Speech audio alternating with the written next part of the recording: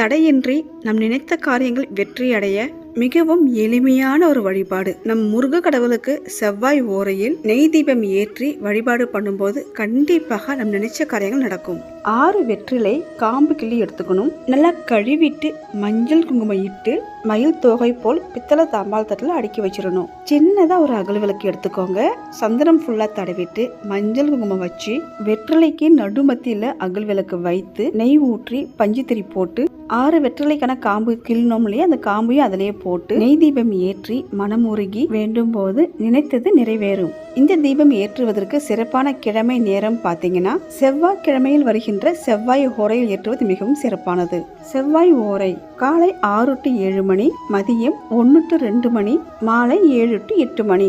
முருகருக்கு செவ்வாய் ஓரையில் நைவேத்தியம் செய்து நெய் தீபம் ஏற்றி வழிபாடு பண்ணும்போது வேண்டிய வரம் கிடைக்கும்.